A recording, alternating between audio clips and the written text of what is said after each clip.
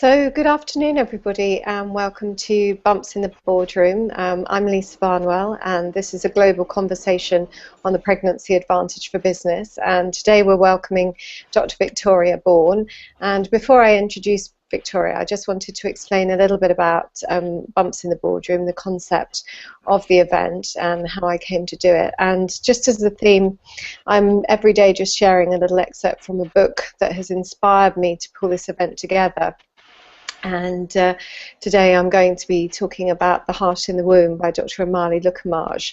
But Bumps in the Boardroom was something that I felt very passionate about bringing to the attention of people around the world, really. And I've been helping women get ready in their pregnancies for over 10 years now. I work with senior women in business and I look after them during that period of pregnancy and the early postnatal period. And most of my clients are women who are senior in business and are planning to go back to their career after they've had their family, or as they're growing their family. And I was really noticing a change in the way that they were being perceived in their workplace and also when they were going back to their workplace. So I wanted to look at this, and I feel that actually pregnancy is a time when there's a great deal of positive change that is happening that perhaps as a society we just don't recognise and we just don't value. So that's Bumps in the Boardroom in a nutshell, I guess. And to give you a little bit about Dr Amali, she was or is an obstetrician based in central London, and her book was on my reading list when I was training as a yoga therapist fairly recently, and I just found it a really eye-opening book, really. Dr Lukamaj talked about her experiences as an obstetrician going into her pregnancy. She was born in Sri Lanka, but she was raised in the UK and is a London-based obstetrician. And it focuses on the emotional development of both mother and baby. And the subtitle of the book, The Exploration into the Roots of Human Love and Social Cohesion, it really sort of gives you an overview of what the book is about. But she states how the pregnancy transformed her own views, and until then her knowledge had been very much based in academia and 20 years of obstetric practice. But her own experience of pregnancy really gave her a very different take on it all. And I'm just going to read a quote from the book. However, this knowledge can only have truly been accessed during pregnancy because it is based on the non-material, immeasurable inner wisdom that pregnancy hormones unlock in a woman's consciousness. These changes slow down left brain oriented rational thoughts and open a portal into greater right brain activity, which offers women amazing gifts of consciousness that are normally suppressed in every modern day life. The forgetful pregnant brain is an asset to birthing, as well as it naturally dissipates the anxieties that accompany strategizing and overthinking, because it is geared towards allowing awareness to rest in the present moment. Contemporary women often rebel against this state of mind, as it is particularly difficult to succumb to it whilst working, and it is not well supported by modern society. However, in the field of mindfulness psychotherapy, there is growing support for the idea that this state of mind reduces stress-related physical diseases. There are cognitive therapies aimed at facilitating this consciousness through practice and conscious effort. However, nature itself endows this state to pregnant women, if only they were able to surrender to it. And I feel this leads really nicely into my introduction of Dr Victoria Bourne. And Dr Bourne is based at Royal Holloway, University of London. And I'm absolutely thrilled to invite her to join the conversation today. So welcome, Victoria. Hello. Hi there. So thank you so much for joining me, and I'd love first of all for you to share with myself and the audience just a little bit about yourself, how you got into research, how you got into your current position, and then we can move on to the research itself, but just tell us a little bit about you. Okay, so I started off at University of Sussex. I did my PhD there looking at face recognition, so how do you know that the person you're looking at is a familiar person, and that was looking at how the two different sides of the brain process that information differently, and they do quite different things when you're looking at a face. The left hemisphere and the right hemisphere each has its own role, its own type of processing when you're looking at a face. I then moved from looking at face recognition to looking at facial emotion. So when you're looking at a face, how do you know whether that person is angry or happy or sad? And what really interests me is how the two sides of the brain process that facial emotion. Now, usually that type of information is processed in the right hemisphere, but that's not the case for everybody. Some people do process emotion in the left hemisphere, and there is some variability in this. So some people will be very, very strongly right hemisphere dominant for processing a face. Some people will be quite weakly dominant to the right hemisphere. Some people will use the left hemisphere. So there's a lot of individual differences there. There's also a lot of fluctuations across time. So how your brain processes emotion isn't always the same. And the easiest way to see that is when you look at menstrual cycle effects. So every month, the way a woman processes information and processes emotion fluctuates and changes slightly depending on the phase of her natural menstrual cycle.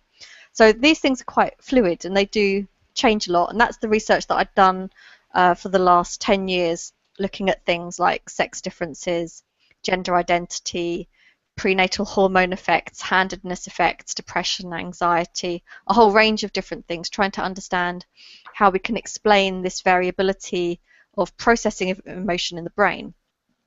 And then that's kind of accumulated in the project that we've been working on more recently, looking at emotion processing in pregnant women and in new mothers. Fantastic. And in terms of just going back a little bit, you know, if you're not sort of so familiar with the left brain, right brain sort of terminology and how that works, just to simply sort of explain their two main sort of functions or how they come together. Well, the two hemispheres of the brain do tend to have different functions. They're specialized for processing different types of information.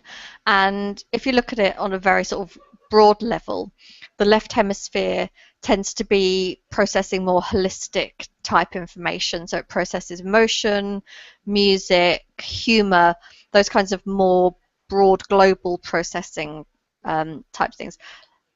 That's the right hemisphere. The left hemisphere is more piecemeal. It does language, it does logic, it does things that are far more sequential. So when information is processed, typically if it's information that needs something very global, very holistic, the right hemisphere gets involved and does it. If it's something far more piecemeal, far more sequential, the left hemisphere will be specialized. But they're quite broad generalizations, so it does fluctuate quite a lot, and just because one hemisphere is specialized doesn't mean the other hemisphere can't do it at all. It's just that one hemisphere tends to be more dominant. So generally when we're talking about brain research and what the two different sides of the brain do, we talk a lot about specialization and dominance, which means that one hemisphere tends to do it more than the other hemisphere. So for emotion, the right hemisphere tends to be dominant. The right hemisphere tends to do it more. And so would I be right in thinking that we tend to think in terms of, you know, the left brain is more masculine sort of traits, more male-orientated traits that we think naturally, and the right brain is more the feminine, the creative, the artistic, and that as men and women, we have both hemispheres. You know, we have a left and right side of our brains, and obviously a man going to have a very dominant feminine side, or you know, right hemisphere, because you get very creative, arty men. But in general, is that a way that you can look at it? I think very broadly, but there is a lot of overlap. So I definitely don't come from the camp where I say a male brain and a female brain are totally different things. I think that's quite an extreme way of looking at it. I know there are researchers who do say the male brain and the female brain are very different. The way I think about it is more that both males and females use both sides of the brain, but they might have slight differences in the extent to which they use it.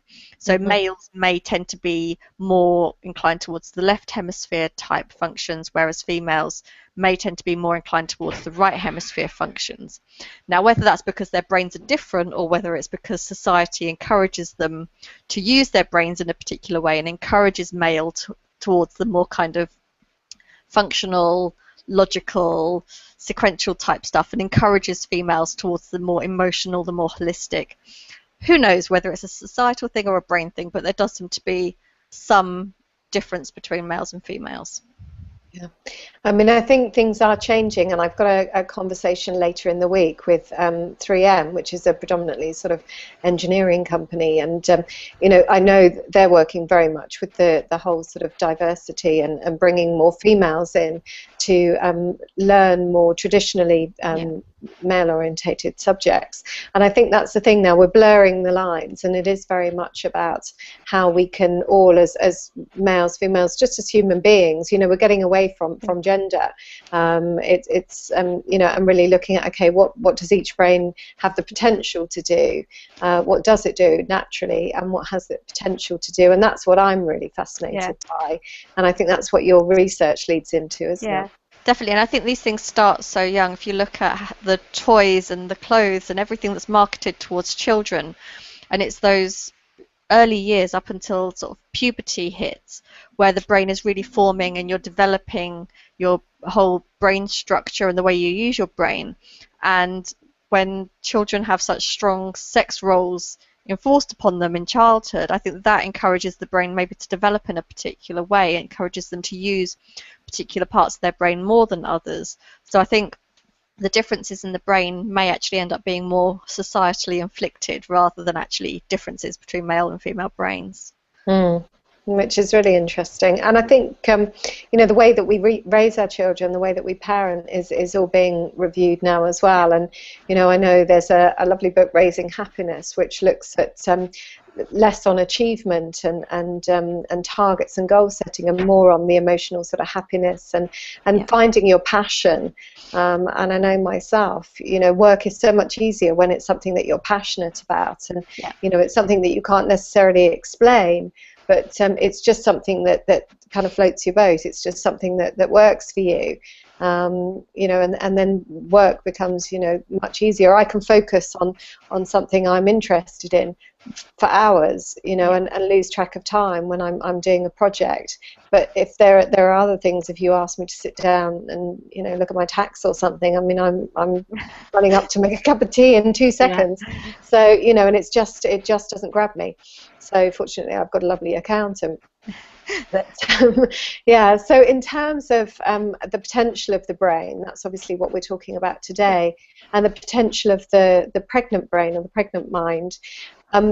Tell me a little bit about your research, how it kind of came to be. I know you've explained a little bit about the background, but the team that you work with and how it's funded, how it's moving forward, that would be great. Yeah, well, the research that we've been doing so far has been funded by Royal Holloway, by a strategic research fund investment from them. And they very much focus on getting new pilot, exciting, different, slightly controversial maybe research projects going. So that's how we got started with the funding for the research. The idea came really from a couple of previous research projects I'd worked on. One of them was looking at sex differences and gender differences in the brain. So sex differences being males versus females, and gender differences being looking at masculinity and femininity. Another project had looked at prenatal hormonal exposure in a very strange way, though. 2D 4D ratio, the relative lengths of the second and the fourth fingers, tells you about how much testosterone and estrogen you're exposed to in the womb. So we looked at that in relation to lateralization. Also, there's the previous research looking at menstrual cycle effects, and it all came together kind of thinking, okay, well, pregnancy is a time of massive hormonal changes, massive emotional and lifestyle changes, and so therefore, how does the emotional brain change during pregnancy and soon after giving birth? Does the brain change around that time in order to help mothers to achieve those quite complicated tasks of monitoring your infant and interacting with the infant and helping it to survive and making sure everything goes well? So we wanted to look at how the emotion lateralization, how the emotional brain changed in the last 3 months of pregnancy and in the first 3 months after a woman has given birth. So there's a team of 3 of us that work on the project. It's me and 2 research assistants, and we've now tested about 70 people, but our original analysis was based on 40 people. We haven't quite finished doing the analysis on the big study yet. But what we were looking at was, how much do women use their right hemisphere? How right dominant are they? And does that change when you're pregnant and when you're a new mother? And what we found is, when you look at most people, men tend to be more strongly lateralized than women anyway. They tend to be more right hemisphere dominant than women. Women tend to be a bit more bilateral, actually. Women can use both hemispheres of their brain quite effectively. And some people have said that might be why women can multitask and men can't. So women tend to use both hemispheres a bit more. And what we found was, in the last trimester of pregnancy, the reliance on the right hemisphere gets much stronger. So women go from being able to use both hemispheres and being quite flexible to being very right hemisphere dominant and really using their right hemisphere to process emotional faces. If you then look at the new mothers, what happens is that then slowly reduces down again and sort of starts to normalize and go back to a non-pregnant, non-new mother type female brain. So strength of lateralization peaks somewhere in the final trimester before the woman's actually had their baby, and then starts to calm down again afterwards. Wow, I mean, that's fascinating. And have you looked, I mean, could you look wider to see, 4 months before, or 6, halfway into the pregnancy and longer? Or are you, have you looked at that side of things, or do you know that it's that peak period, the 3 months before and 3 months after? Well, we were interested in that peak period because we think that's when the biggest changes happen. Yeah. I think there will be some kind of lead-in time with changes happening before the final trimester, and there will be a certain amount of time where things sort of tail off again afterwards. But we wanted to focus on those particular 6 months, thinking they're going to be the most intensive, where things change the most. What we haven't been able to do yet, but what we're hoping to do with the bigger data set, is to actually look at exactly when that peak happens. So far, all we've been able to do is compare women in their final trimester with women after giving birth. So it's just comparing those 2 groups. So we don't know exactly when that peak occurs. When during the final trimester does that peak actually happen? Is it just before they give birth, or is it a bit earlier, or is it even maybe slightly after they've given birth? We're not sure exactly when that peak happens, but we're hoping that we can get that out with the bigger data set that we're looking at. And what do you feel, I mean, from my perspective, this is something that so many of my clients say, they're working in a very logical, a very organized environment, and suddenly they just feel like the brain isn't their own anymore, and it can be quite shocking. And I think there's a sort of feeling that, well, I'll just carry on as I am and sort of hope people won't notice too much, and it's like, and I see clients at the end of their day where they've got a headache, where they're exhausted, where they're really, really worn out, the whole thing. And I just feel that, if your brain is, it's like your computer, if it's starting to run down and you're just still tap tap tap away, eventually it's going to just sort of stop working. Is it like that with the brain? Is it? I mean, obviously the one side of the function doesn't completely stop, but it definitely slows down, doesn't it? It does seem to shift. So what seems to be happening is the brain is shifting resources to what it thinks is most important for you. And the brain tends to work in a very evolutionary way. The brain's been evolving for many, many, many decades, centuries. And it takes quite a long time for the brain to evolve. So our brain is still kind of working sort of centuries ago with what's important, not what's important now. Modern life has only evolved in this way over the last century. The brain can't work that quickly. So the brain is very much sort of trying to make sure that from an evolutionary point of view, it helps you to process information in the best way for your survival and for the survival of your offspring. And from that point of view, the emotional processing is far more important than other types of processing, because being able to monitor your baby, being able to make sure it's happy and fed, and being able to pick up on those really subtle cues that a baby gives you is so important for the baby and also for yourself and for the bond between the 2. So possibly what's happening is the brain is kind of shifting towards what's evolutionarily more important. And by enhancing the emotion processing in that way, it's potential that might be taking away from some of the other processes that it deems slightly less important from an evolutionary perspective. Unfortunately, that doesn't always map onto modern life and what we need to do in our sort of daily jobs. So, but something I think is fascinating is, you know, looking at it and saying, well, how can we use that to be of benefit? And that was really part of the inspiration for this event. You know, how can that change in the brain actually be of benefit to those women and to their corporations and to their companies, or whether they're an entrepreneur. And I've got some speakers coming on later who are entrepreneurs, so they stepped out from a more rigid and structured environment and were able to be more flexible in their pregnancy and work with that change that they experienced, that they didn't know for sure would happen, but they kind of, you know, read up the books and had a good idea. And actually what they discovered was that there was huge periods of growth postnatally, and it was like a huge explosion of creativity and life again. But actually, you know, during the pregnancy there's a need to almost not withdraw completely, but to go more inwards and to tap into that sort of inner knowledge, inner tuition. And I know that's something that Dr. O'Malley said in her book. She actually stepped away from her work as an obstetrician. She had a lot of, I think, sickness during her pregnancy, and surprisingly for her, had to then step away from work. And because she was in an environment that allowed her then to be more creative, she wasn't, you know, having to work on the logical side. She actually found this massive expansion, this big growth appeared. And as you say, it's designed to help us postnatally be really in tune with our babies. But actually, I think it can also help us to really be in tune with ourselves. And I know from my talk yesterday with Kelsey on self-love, where we talked about really, you know, listening to ourselves, listening to our inner voice. That's something in Western society we're only really sort of catching up with to do. Yeah.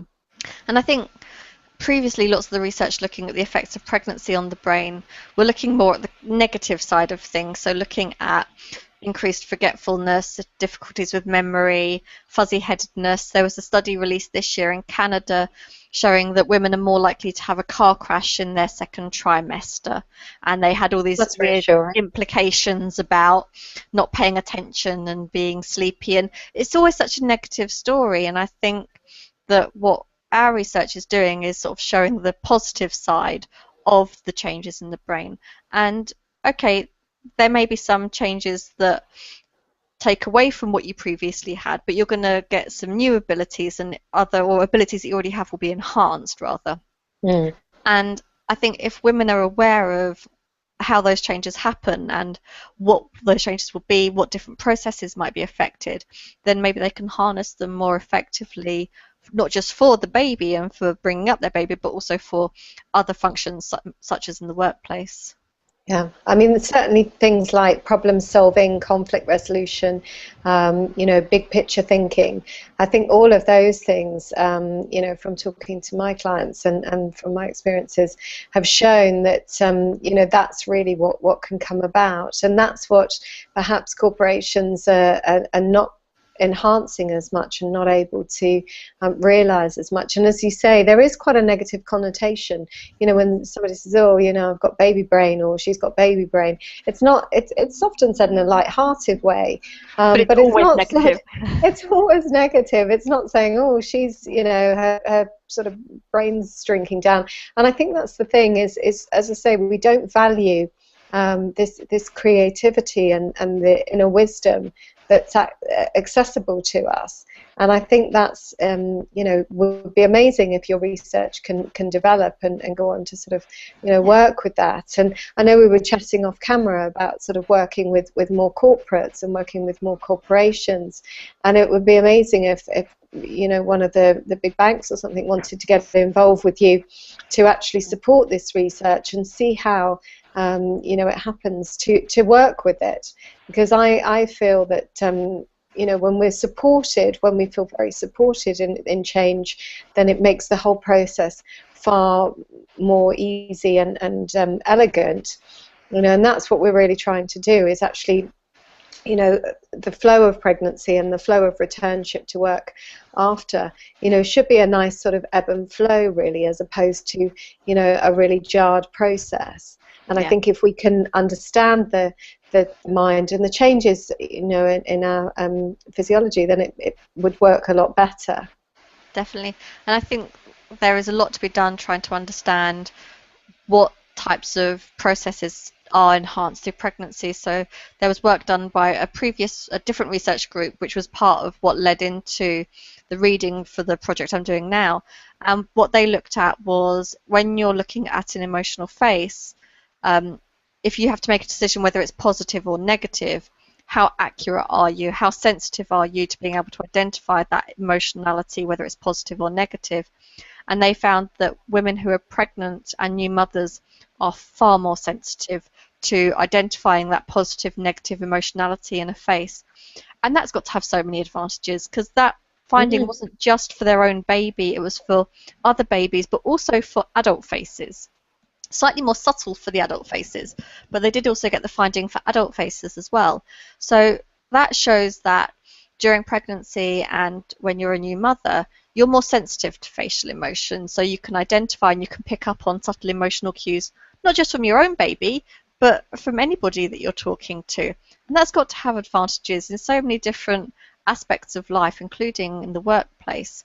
And so maybe with a greater understanding of what those advantages are and what those positive changes are, they could be harnessed and used far more effectively, rather than it always being the, oh, well, she's pregnant, so therefore she'll be forgetful, so we'll have to make sure we send her extra to-do lists or memos or whatever. Sort of thinking about what those positive aspects would be, and taking advantage of those.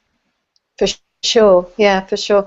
And I think that's the thing. The more that we enhance positivity, the more it tends to grow. You know, when you feel, you know, that you're being of value, and that you're seen as valuable, then often you expand with that, you know, and more creativity comes forward. So I think that would be a really great way for us to move forward, and it's something I would certainly encourage. But so what are the next steps for your project? Where do you go from here?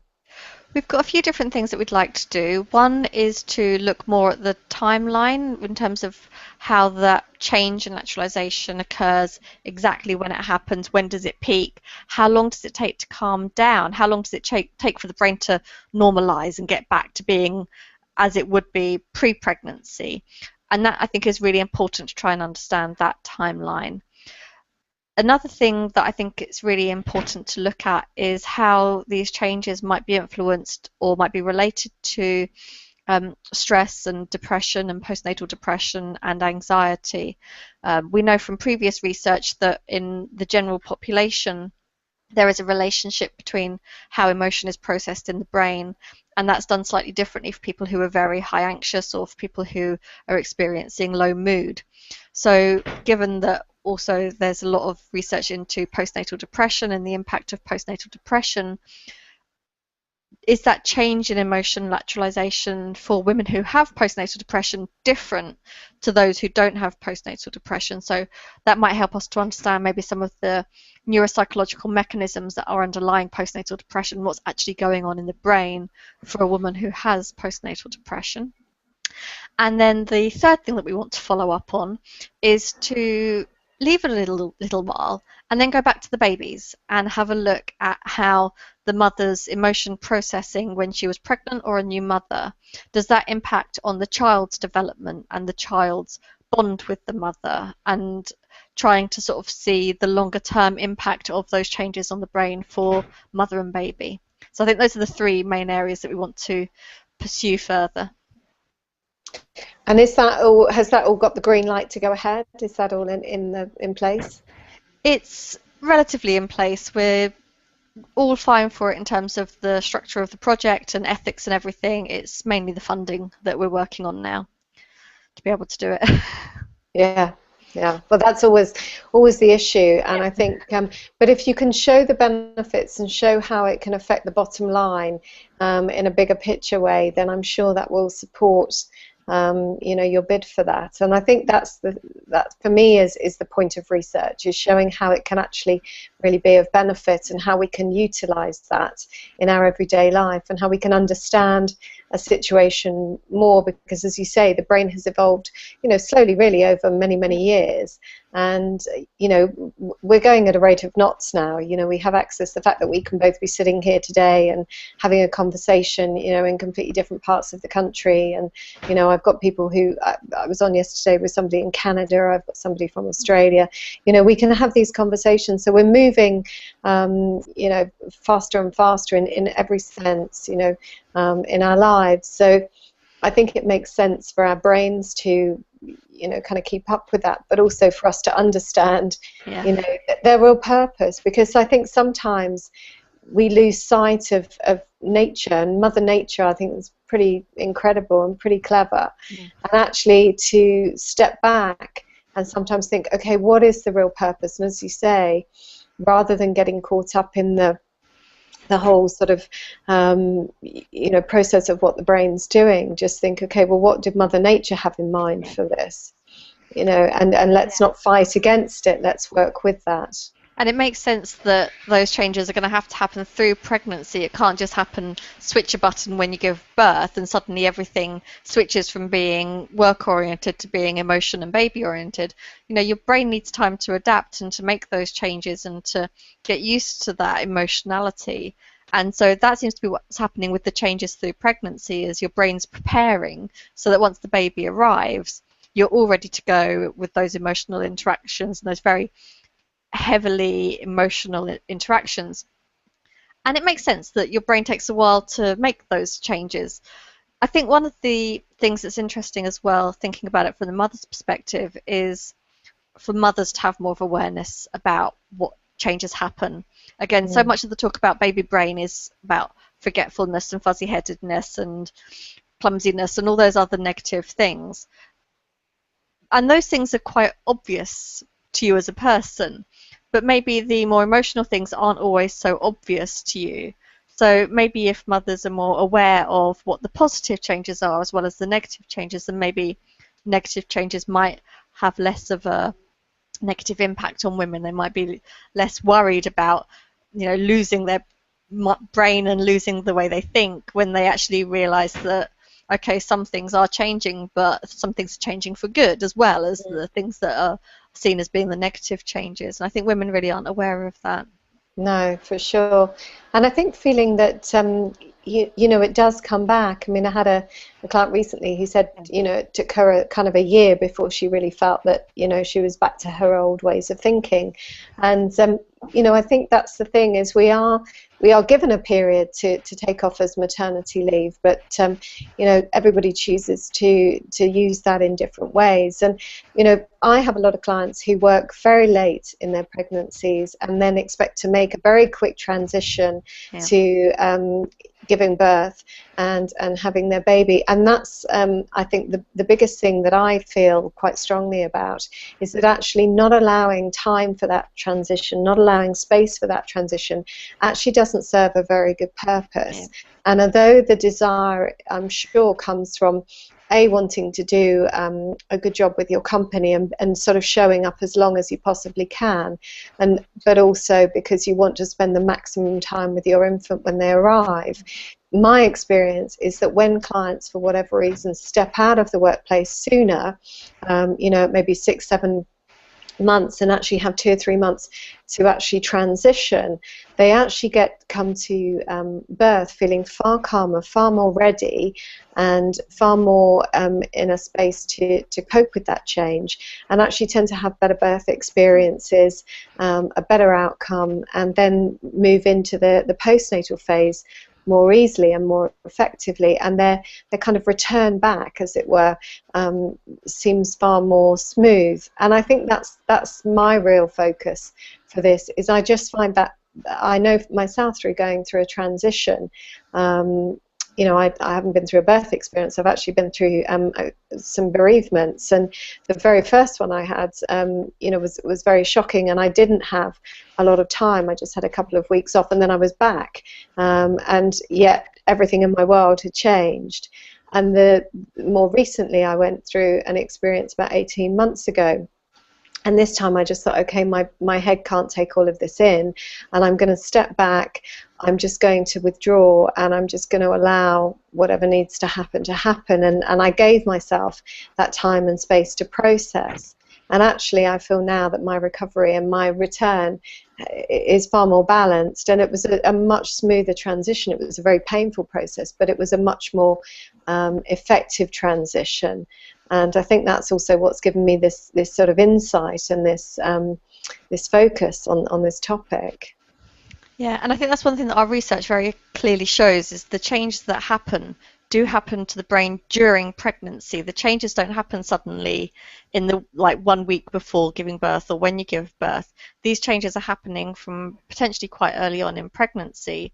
So I think there is often women try to have the approach of, I'm just going to work full speed until a week or two before, and then I'm going to go on maternity and suddenly everything will change.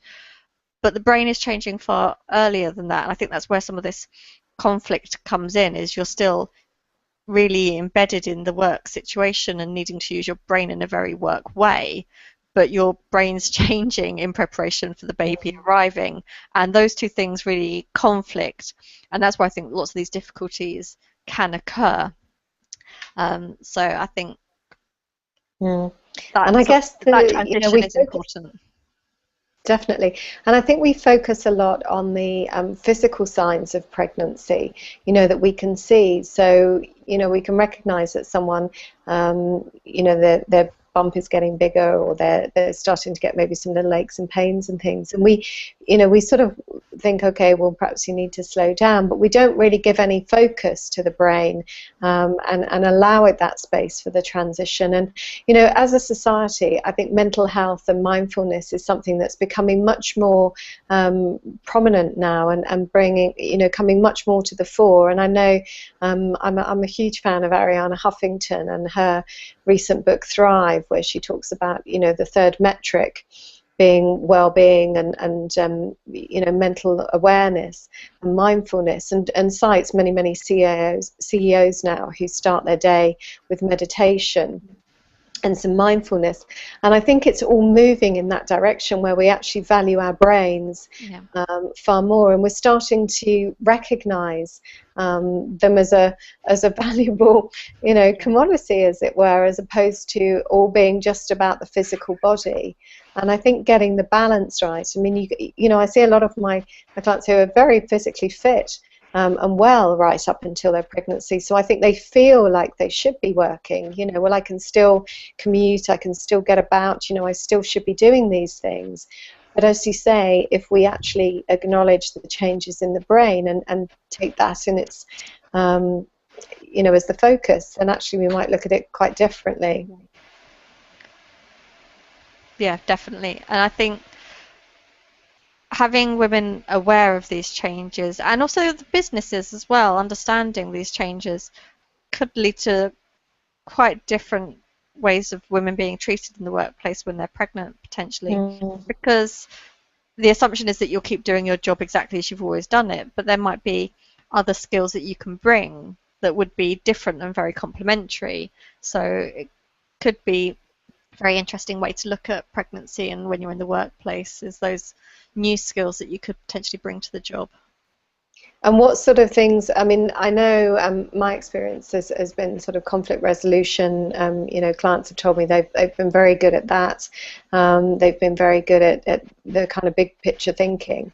And I think, a lot of companies are much more enlightened now, and they do recognize, that they want to look after their key women. There's a much bigger focus now on supporting women to come back to the workplace afterwards. So I think it's not that there isn't the desire to want to support women, but I think it's just perhaps a lack of understanding, and the way that we've always traditionally perceived pregnancy has been, as I say, much more about the physical changes going on in the body, and about the baby. A lot of focus is obviously naturally on the baby, but I'm very much about looking after the mother as well, because I feel that I had you know, if we don't look after ourselves, then we're going to run out of our resources. And if the mother's well looked after, then she has everything she needs to be able to look after the baby herself. Yes. One of the really interesting things from the research point of view is there is actually relatively little looking at what happens in the brain and with these different cognitive processes during pregnancy. Lots of the research that has been done is looking at the more negative side of things, at the forgetfulness and the fuzzy-headedness. And I think if there was the research evidence base to show what the positive effects are as well as the negative effects, then maybe that would help to bring in some of these sort of attitudinal changes. I think with an evidence base, it's far easier to do that. So hopefully more research can be done by lots of different research groups and bring together a greater understanding of the changes in the brain and the changes in psychological processing right the way through pregnancy and in new mothers, so that that awareness can really be shifted. Great. I mean, so what is your goal? What would you love to happen? What would you love to be taken from this research, and where would you like to see it go? Well, I really want to understand how the brain changes and why it changes. So potentially looking more at the role of hormones and how the hormonal changes, do they cause those changes in the brain? I think trying to understand the positive changes and how they maybe balance out with some of the more negative changes is really, really important. Also, in terms of an outcome, the impact on the infant and the mother-infant bond, I think is something that's very important to understand in the future. How do those very early emotional interactions impact on the baby's development and for the mother's own well-being? So we're looking at things like postnatal depression scores and anxiety and sleeplessness, and whether those things are implicated in this kind of processing that we're looking at. And if we can understand more what's happening from the mother's perspective in her brain and also the way she feels emotionally and her mood and her own anxiety, if we can understand those relationships, then potentially there could be much further down the line more kind of intervention type studies to look at alleviating some of those stressors and some of the low mood issues that some women do experience. Yeah, that sounds really good. And so how do you, what are the next steps in terms of taking this project forward? So the next study that we're going to be doing is going to be looking at a few different measures, trying to look more at the mother-infant bond, but also looking at this on a longer term basis, so looking at a year after giving birth, the mother and her emotional state and her emotional processing, but also the baby's development and how that might be related to the mother's emotional processing and lateralization around the time that she was pregnant and giving birth. So is there a long-term impact on the baby and of the mother-baby bond from the mother's pregnancy brain? And I think that'd be very interesting, trying to look at the impact on the infant and the bond with the mother. That's the next study we really want to be doing, although we have also been talking about looking at mother-child pairs that are slightly older and looking at them sort of later on in childhood and seeing whether those relationships persist later on in terms of what are the positive benefits and the role of the mother-child bonding and interactions on the emotion processing and the way that the brain processes emotion. Okay. And when can we see these results? When are they going to be coming out?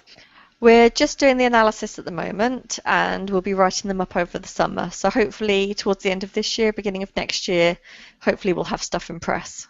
Fantastic. Yeah. And you recently announced this at a conference. What was that event? So that was at the British Psychological Society Annual General Conference, which was held in Birmingham last month. And that's where we released our preliminary findings, just some very, very early data comparing with about 40 women, comparing women in their final trimester of pregnancy with new mothers, and looking at how the emotional actualization changed in those two groups of women. So that was just very early, small cohort data, but we've now got a bigger data set with far more measures. We're looking at things like general health, amount of sleep that women have, anxiety, depression, stress, and sort of specifically sort of prenatal and postnatal anxiety, as well as mood. So looking at a whole range of different variables that might impact on these changes in the brain. Fantastic. So, well, I look forward to that. So, and that, I know that garnered some press and that got some attention, and that's obviously how I came to find you as well. So I'm so glad that you spoke at that event. And if anybody wants to contact you to find out a bit more about your research, how can they go about doing that? Best thing is to email me. And if you're able to put my email address onto the website, I'm fine with that. So if people email me, I'm happy to chat stuff through and let you know a bit more, keep people up to date with the findings of the study. Fantastic, thank you. And is there anything else that you just want to add before we wrap up? Just thinking about the positive sides of changes in the brain. So much of the emphasis previously has been on the negative changes and negative baby brain, and I really hope that with some of the new research that's coming out, not just of our lab but of other labs as well, that people will see there are positive side to it as well as negative. Yeah, no, I'm with you on that one. So I'm all about the real value of the pregnancy brain and the real value of the mind generally. So, but certainly my focus is on pregnancy and the early postnatal period. So, well, thank you, Victoria. It's been really interesting chatting to you. It's been really great to have a conversation with you. And I look forward to the rest of your research coming out. And I'm sure we will keep in touch. And I'll be posting updates on my website as well about anything that comes out. But thank you so much. Thank you very much. All right, take care. Bye.